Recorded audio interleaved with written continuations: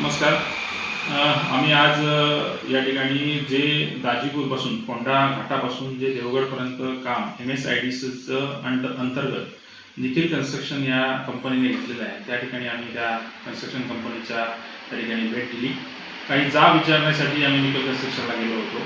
त्या ठिकाणी आमचे रवींद्र जोगल तालुका प्रमुख असतील, दादा सावंत या ठिकाणी उपतालुका प्रमुख असतील, नांदगावचं शिष्टमंडळ असेल, तातनिकम आणि अनेक तोंडवलीचे तोडसुऱ्याचे उपसरपंच असतील, पवार, हे सगळे आम्ही मंडळी त्या ठिकाणी गेलो होतो. आणि अनेक तक्रारी या निखिल कन्स्ट्रक्शनच्या कामाबद्दल आमच्या घरापर्यंत आलेल्या होत्या.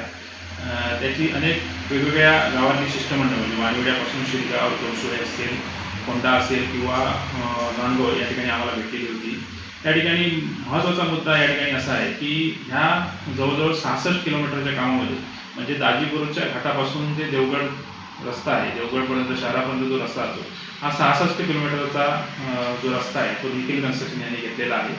आणि त्याला वाडी वस्तीत जाणाऱ्या, ग्रामपंचायतमध्ये जाणाऱ्या किंवा गावामध्ये जाणाऱ्या जोड रस्ते जे असतात, जे अप्रोच रोड असतात, त्या ठिकाणी आहेत, अनेक रस्ते आहेत. आणि ते अप्रोच रस्ते ह्या ज्यावेळी हा रस्ता ते करणार आहेत, जर हा मोठा रस्ता ते करणार आहे त्यावेळी ते अप्रोच रोड खणल्याशिवाय ते रस्ता ते करू शकत नाही आणि त्याची विल्हेवाट ते लावणार आहेत. आणि त्या विल्हेवाट लावल्यानंतर ते रस्ते परत करण्यात यावे अशा संदर्भातले आमची त्यांची वेळ होती.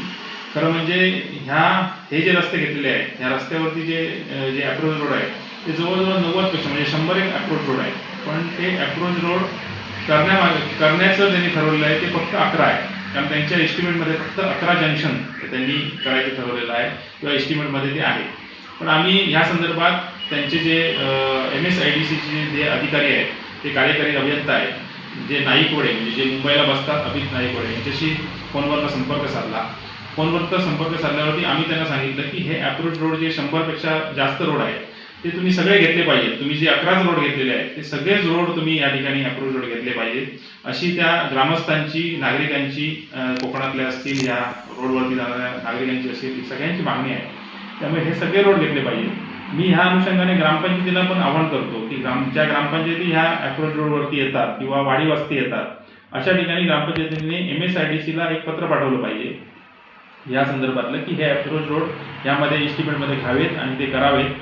तर हे रोड जवळजवळ ते अप्रोच रोड जे आहेत ते 100 ते 150 फूट करण्याचं अथॉरिटी या निखिल कन्स्ट्रक्शनला येईल आणि ते डांबरीकरण चांगल्या पद्धतीने करतील. म्हणजे हे अप्रोच रोड चांगले झाले तर त्या गावात जाणारे मार्ग हे चांगल्या पद्धतीने होतील, अशा पद्धतीचं आम्ही निवेदन घेतलेलं आहे. आणि जर हे अप्रोच रोड नाही झाले तर शिवसेना स्टाईलने आम्ही उत्तर देणारच आहोत, आंदोलन पण करणार आहोत.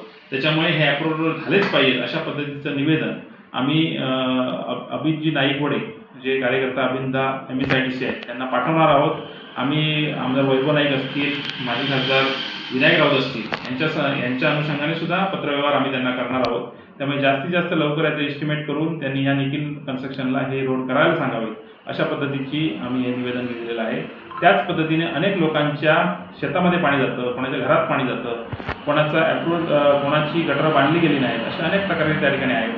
कुठेतरी रस्ता कमी घेतला आहे, जो ज्या ठिकाणी घेतला पाहिजे तेवढा घेतला गेला नाही, साईड पट्ट्या व्यवस्थित केलेल्या नाहीत, अशा अनेक तक्रारी होत्या. त्यामुळे त्या तक्रारी घेऊन सुद्धा हे शिष्टमंडळ जोगल असतील, या सगळ्या शिष्टमंडळाने त्या ठिकाणी मांडलेल्या आहेत. त्या ठिकाणी ज्या तक्रारी आहेत त्यांच्याकडे मांडलेल्या आहेत आणि त्या करून देतो, येत्या काही दिवसात करून देतो असं निखिल कन्स्ट्रक्शनच्या जबाबदार इंजिनियरने आम्हाला सांगितलं आहे. त्यामुळे हे जवळजवळ लवकरात लवकर ह्या गोष्टी ज्या तक्रारी दिलेल्या आहेत त्यांचं निवारण लवकरात लवकर व्हावं अशी आम्ही त्यांच्याकडे मागणी करतो.